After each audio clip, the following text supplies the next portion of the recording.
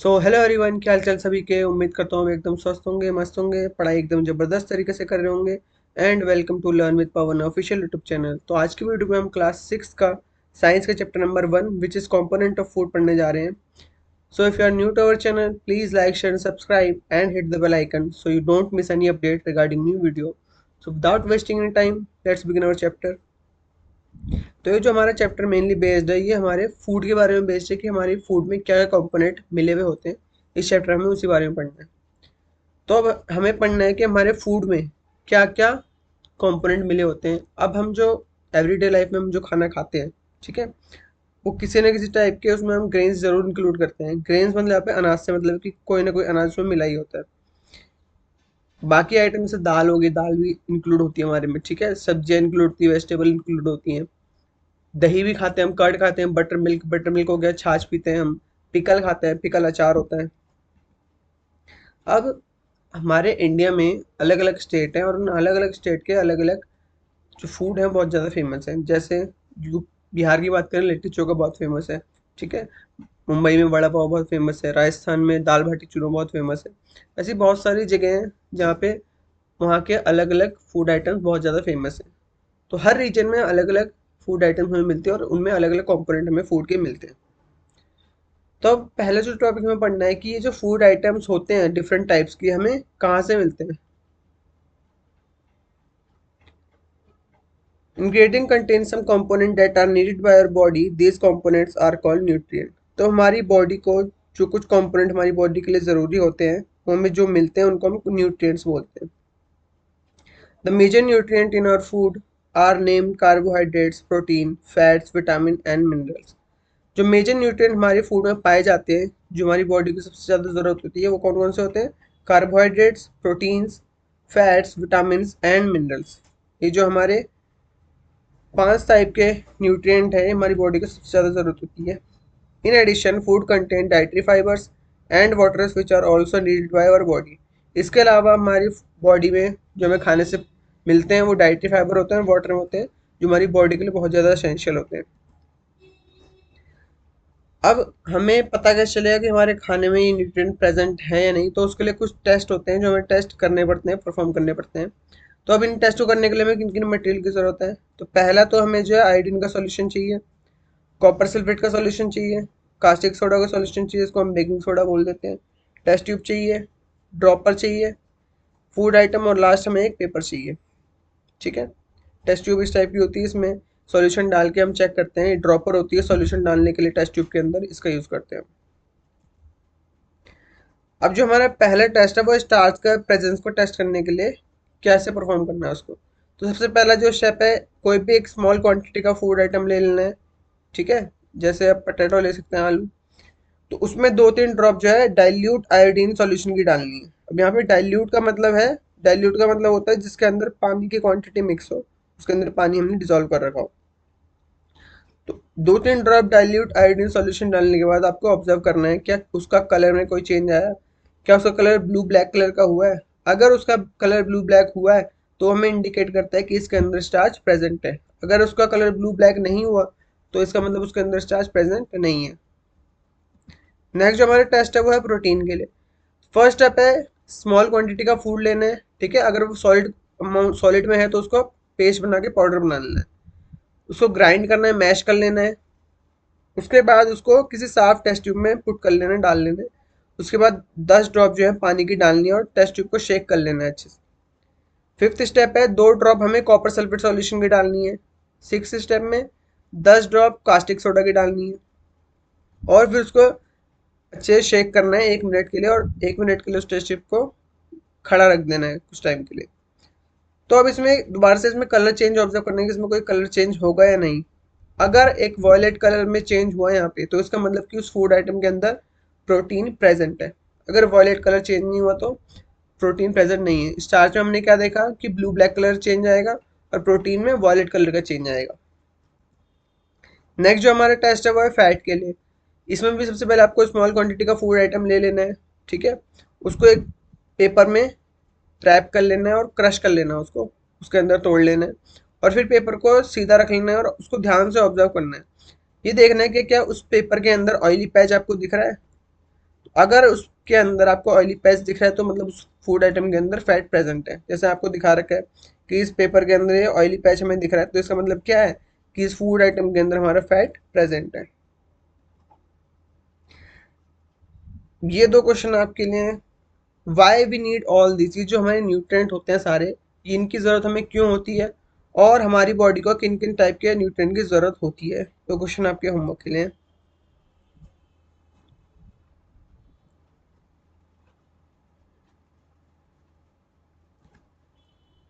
Next है carbohydrate. अब carbohydrate क्या होते हैं? कार्बोहाइड्रेट वो न्यूट्रिएंट होते हैं जो हमारी बॉडी को एनर्जी प्रोवाइड करते हैं। कार्बोहाइड्रेट का दूसरा नाम एनर्जी गिविंग फूड भी होता है, क्योंकि ज़्यादातर जो हमारी बॉडी का एनर्जी मिलती है वो कार्बोहाइड्रेट के थ्रू मिलती है। अब कार्बोहाइड्रेट के सोर्स क्या क्या होते हैं, हमें कहाँ कहाँ से कार्बोहाइड्रेट मिल सकता है? पहला तो जो सोर्स होगा हमारा राइस है, चावल से कार्बोहाइड्रेट मिलता है। ब्रेड से कार्बोहाइड्रेट मिलता है। चपाती जो हम रोटियां खाते हैं उससे कार्बोहाइड्रेट मिलता है। पटेटोज आलू से कार्बोहाइड्रेट मिलता है, और बनाना से भी हमें कार्बोहाइड्रेट मिलता है। तो ये सारे फूड जो हैं ये कार्बोहाइड्रेट सोर्स होते हैं, ठीक है। और इनको हम दूसरा नाम एनर्जी गिविंग फूड भी बोलते हैं। नेक्स्ट है प्रोटीन। प्रोटीन जो होते हैं हमारी बॉडी की ग्रोथ के लिए और हमारी बॉडी की रिपेयरिंग के लिए ज़रूरी होते हैं, ठीक है। प्रोटीन को हम बॉडी बिल्डिंग फूड के नाम से जानते हैं। अब इसके सोर्स क्या क्या होते हैं? जितनी भी दालें हो गई हमारी, वो प्रोटीन का एक अच्छा सोर्स होती है। दूध दही मक्खन ये सब जो है प्रोटीन का अच्छा सोर्स होते हैं। जितने भी नॉन वेज आइटम हो गए, ठीक है, फिश एग ये सब हमारे प्रोटीन का अच्छा सोर्स होते हैं। और प्रोटीन का दूसरा नाम मैंने बताया आपको भी, आपको बॉडी बिल्डिंग फूड के नाम से भी जानते हैं। नेक्स्ट जो हमारा है फैट। फैट भी हमें एनर्जी प्रोवाइड करते हैं। Fat give much more energy as compare to the same amount of carbohydrate. इसका मतलब क्या है कि जितना अमाउंट का कार्बोहाइड्रेट हमें एनर्जी देगा, उससे कहीं ज़्यादा एनर्जी हमें फैट से मिलता है। फैट हमें ज़्यादा एनर्जी प्रोवाइड करता है कार्बोहाइड्रेट के कंपेरिजन में। तो फैट को भी हम एनर्जी गिविंग फूड के नाम से जानते हैं, जैसे हम कार्बोहाइड्रेट को जानते थे। और फैट के सोर्स क्या क्या होते हैं हमारे? घी हो गया, ठीक है, तेल हो गए, मूंगफली वगैरह हो गई, नॉन वेज आइटम हो गए, इन सबसे हमें फैट मिलता है। दूध हो गया, दूध में भी फैट प्रेजेंट होता है। नेक्स्ट है हमारा विटामिन। विटामिन क्या करता है? विटामिन हमारी बॉडी को डिजीज से प्रोटेक्ट करने में हेल्प करता है, डिजीज के अगेंस्ट लड़ने में हेल्प करता है, कोई भी हमें बीमारी हो गई तो। It also helps in keeping our eyes bones teeth and gums healthy. जो हमारी आंखें हो गई, बोन्स हो गई, हड्डियाँ, दांत हो गए हमारे, और जो गम्स है हमारे मसूड़े, उनको हेल्दी रखने में हेल्प करता है। अब विटामिन के नाम अलग अलग टाइप के विटामिन होते हैं, जैसे विटामिन ए हो गया, विटामिन सी हो गया, vitamin D, vitamin E, vitamin के और विटामिन बी। ये अलग अलग टाइप के विटामिन होते हैं, और हमारी बॉडी को इन सारे विटामिन की ज़रूरत स्मॉल क्वांटिटी में होती है, बहुत ज़्यादा। नेक्स्ट है विटामिन के फंक्शन क्या होता है, विटामिन के सोर्स क्या क्या होते हैं। तो विटामिन ए जो होता है हमारी स्किन के लिए जो है ज़रूरी होता है, स्किन और आइज को, आंखों को हमें हेल्दी रखते हैं। विटामिन सी जो है बहुत सारी डिजीज के अगेंस्ट हमारे लड़ता है। विटामिन डी हमारी बॉडी को कैल्शियम देता है और हमारी बोन्स और टीथ को हेल्दी रखता है। सोर्स क्या क्या होते हैं? जैसे गाजर हो गया, विटामिन होता है गाजर में बहुत ज़्यादा, ठीक है। फ्रूट्स हो गए हमारे, एग हो गए, चीज़ हो गए, ब्रोकली हो गया, इन सब में विटामिन बहुत ज़्यादा अमाउंट में पाया जाता है। और विटामिन डी के सोर्स क्या क्या होते हैं? सनलाइट हो गया, सनलाइट से सुना होगा आपने, विटामिन डी मिलता है हमें। चीज़ हो गया, मिल्क हो गया, योगर्ट, दही हो गई, इन सब से हमें विटामिन डी मिलता है। नेक्स्ट टॉपिक है हमारे मिनरल्स। अब मिनरल्स जो होते हैं वो भी हमारी बॉडी के लिए ज़रूरी होते हैं, और ये स्मॉल अमाउंट में हमारी बॉडी को ज़रूरत होती है इनकी। Each one is essential for proper growth of body and to maintain good health. हर जो मिनरल होता है हमें हमारी बॉडी की ग्रोथ के लिए प्रॉपर और हमारी गुड हेल्थ को मेंटेन करने के लिए ज़रूरी होता है। मिनरल के बहुत सारे सोर्स होते हैं, जैसे फॉस्फोरस हो गया, फॉस्फोरस एक मिनरल है। आयरन हो गया, ठीक है, कैल्शियम हो गया। ये अलग अलग डिफरेंट टाइप्स के मिनरल है जो हमारी बॉडी को ज़रूरत होती है जिनकी। अब अभी तक जितना हमने पढ़ा उसका रिकैप कर लेते हैं। हमने फूड ग्रुप को अलग अलग कैटेगरी में डिवाइड करा। बॉडी बिल्डिंग फूड को में डिवाइड करा, प्रोटेक्टिव फूड में, और energy giving food. Body building food में मैंने बताया प्रोटीन जो होता है हमारी बॉडी को बिल्ड करने में, ग्रोथ के लिए जरूरी होता है, तो उसका हमने नाम दिया था बॉडी बिल्डिंग फूड। प्रोटीन हमें कहाँ कहाँ से मिलता है? चिकन से और पल्सिस से। प्रोटेक्टिव फूड में आते हैं हमारे मिनरल्स और विटामिन जो हमारी बॉडी को डिजीज के अगेंस्ट प्रोटेक्ट करने में हेल्प करते हैं। मिनरल और विटामिन हमें कहाँ से मिलते हैं? फ्रूट से और वेजिटेबल से। नेक्स्ट है एनर्जी गिविंग फूड। ये कार्बोहाइड्रेट और फैट होते हैं जो हमें एनर्जी प्रोवाइड करते हैं लार्ज अमाउंट में। इसमें हमारे सीरियल्स होंगे, जितनी भी दालें हो गई, फैट और शुगर हो गए, ठीक है, ये सब हमें यहाँ से मिलते हैं। अब नेक्स्ट है हमारे रफेज और वाटर। ये क्या होते हैं? अब इन न्यूट्रिएंट के अलावा हमें कुछ और भी न्यूट्रिएंट चाहिए होते हैं। इसमें आते हैं हमारे डाइटरी फाइबर्स और वाटर आते हैं। डाइटरी फाइबर को हम रफेज के नाम से भी जानते हैं। रफेज जो हमें प्रोवाइड किया जाता है प्लांट प्रोडक्ट के द्वारा हमारे खाने में। जितने भी प्लांट प्रोडक्ट हैं उनसे हमें जो रफेज होता है वो मिलता है। जितनी भी दालें होंगी, पोटैटोज, फ्रेश फ्रूट, वेजिटेबल, ये सारे हमारे मेन सोर्स है रफेज के। रफेज अब काम क्या करता है, क्या हेल्प करता है हमारी बॉडी को? ये हेल्प करता है हमारी बॉडी से जितना भी अनडाइजेस्टेड फूड है, जो डाइजेस्ट नहीं हो पाया है, उसको हमारी बॉडी से बाहर निकालने में हेल्प करता है। और वाटर क्या करता है? वाटर इन सभी अनडाइजेस्टेड फूड को एब्जॉर्ब करता है, खाने के अंदर से वाटर के अंदर डिजोल्व कर लेता है। It also helps in throwing out some waste from body as urine and sweat. और ये जो है वाटर हमारी बॉडी से इस चीज़ों को कैसे बाहर निकालता है? यूरिन की फॉर्म में और स्वेट पसीने की फॉर्म में। We get most of the water that our body needs from the liquid we drink such as water, milk, juices and tea। तो हमें पानी ज़्यादातर कहाँ से मिलता है? जो हमारी बॉडी को चाहिए वो हमें मिलता है। जो भी हम ड्रिंक पीते हैं, जैसे पानी हो गया, दूध हो गया, जूस हो गया, चाय हो गई, इन सब से हमें पानी मिलता है इसके अंदर से, ठीक है। तो रेफ्रिजरेटर वाटर का हमने फंक्शन पढ़ लिया, किस लिए हेल्प करता है वो पढ़ लिया हमने। नेक्स्ट टॉपिक है हमारा balance diet. For growth and maintenance of good health, our diet should have all the nutrients that our body needs in right quantities।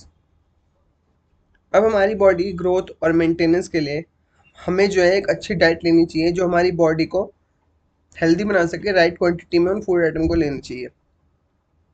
उस डाइट में हमें एक अच्छे अमाउंट का रफेज और वाटर भी लेना चाहिए, और ऐसी डाइट को हम बोलते हैं बैलेंस्ड डाइट। ये डेफिनेशन आपको याद होनी चाहिए। तो अब हमारा नेक्स्ट टॉपिक है वो है फूड पिरामिड। अब फूड पिरामिड में हमें दिखा रखा है कि कितने कितने लेवल तक हमारी जो बॉडी को फूड की ज़रूरत होती है, ठीक है। सबसे पहले जो हमारा बेसिक लेवल आता है हमारा ग्रेन्स का लेवल आता है। कि ग्रेन्स हमें क्या क्या चाहिए होते हैं। ग्रेन्स में हमारे अनाज जितने भी हो गए, ब्रेड हो गया, दालें हो गई जितनी भी, ठीक है, फूड आइटम जितने भी हो गए, नट्स हो गए, मूंगफलियाँ वगैरह हो गई, ये सब हमारे ग्रेन्स में आते हैं।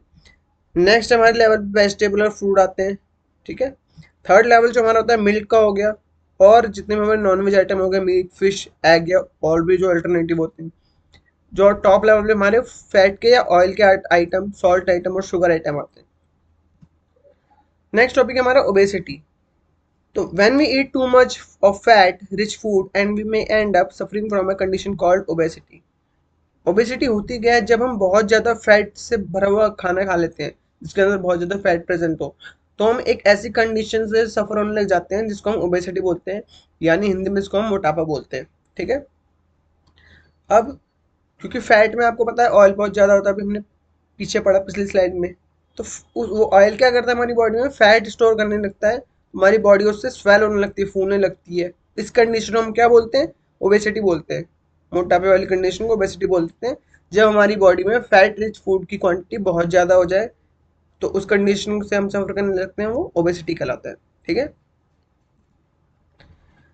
अब नेक्स्ट टॉपिक है हमारा, जो लास्ट टॉपिक रहने वाला है हमारे चैप्टर का, वो है डेफिशिएंसी डिजीज। मतलब हमारी बॉडी में अलग अलग न्यूट्रिएंट की वजह से क्या क्या डेफिशिएंसी हो सकती है, क्या क्या बीमारियां हो सकती हैं, ठीक है। A person may be getting enough food to eat but sometimes the food may not contain a particular nutrient. अब एक इंसान इतना खाना खा रहा है कि उसकी बॉडी को उससे एनर्जी मिल सके, मगर कभी कभार उस फूड में एक पर्टिकुलर टाइप के न्यूट्रिएंट प्रेजेंट नहीं होते हैं जो उसकी बॉडी के लिए ज़रूरी होते हैं। तो अगर इस टाइप का जो प्रोसेस है वो लंबे टाइम तक चले कि वो उस टाइप का खाना खा रहा है जिसमें वो न्यूट्रिएंट प्रेजेंट नहीं है, तो उस आदमी को उस चीज़ की डेफिशिएंसी हो सकती है। जैसे कोई आदमी खाना खा रहा है, उसके अंदर प्रोटीन प्रेजेंट नहीं है या विटामिन प्रेजेंट नहीं है, तो अगर वो ऐसा लंबे टाइम तक करेगा तो उसकी बॉडी में विटामिन या प्रोटीन की डेफिशिएंसी हो जाएगी, कमी हो जाएगी, और फिर उसकी वजह से उसको बहुत सारी डिजीज का सामना करना पड़ सकता है। डेफिशिएंसी ऑफ वन और मोर न्यूट्रिएंट कैन कॉज डिजीज और डिसऑर्डर इन आवर बॉडी। अगर एक या से ज़्यादा न्यूट्रिएंट की हमारी बॉडी में डेफिशिएंसी हो जाती है, तो उसकी वजह से हमें बहुत सारी बीमारियां होती हैं, हमारी बॉडी में डिसऑर्डर होने लगते हैं बहुत ज़्यादा। Disease that occur due to lack of nutrient over a long period are called deficiency disease. तो ऐसे डिजीज जो हमारे न्यूट्रिएंट की कमी की वजह से होती है और वो बहुत लंबे टाइम तक चलती है, इसको हम डेफिशिएंसी डिजीज बोलते हैं। जो हमारी किसी विटामिन न्यूट्रिएंट की कमी होने की वजह से हो, डेफिशिएंसी होने की वजह से हो, तो इसलिए इसका नाम क्या पड़ गया, डेफिशिएंसी डिजीज। तो पहले तो हमारा है प्रोटीन डेफिशिएंसी। प्रोटीन की अगर हमारी कमी हो जाए तो हमारी ग्रोथ जो है एकदम से बहुत ज़्यादा स्लो हो जाती है या रुक जाती है, ऐसे बोले तो। स्वेलिंग हो जाती है, फेस में स्वेलिंग होने लगती है। डिसकलरेशन ऑफ हेयर, हमारे जो हेयर का कलर है वो चेंज होने लगता है, वाइट होने लगता है। अगर आप देखते हो बहुत से लोगों की जो है हेयर का कलर, छोटे छोटे बच्चों के बालों का कलर जो है वाइट हो जाते हैं, वाइट हेयर हो जाते हैं। क्यों? क्योंकि उनके अंदर प्रोटीन की डेफिशिएंसी हो जाती है। ठीक है। स्किन डिजीज होने लगती है हमें, डायरिया होने लगता है, डायरिया डिजीज होने लगती है। नेक्स्ट है, अगर कार्बोहाइड्रेट और प्रोटीन की डेफिशिएंसी हो तो उससे क्या होगा, ग्रोथ जो है किसी इंसान की वो कंप्लीटली रुक जाएगी। ठीक है।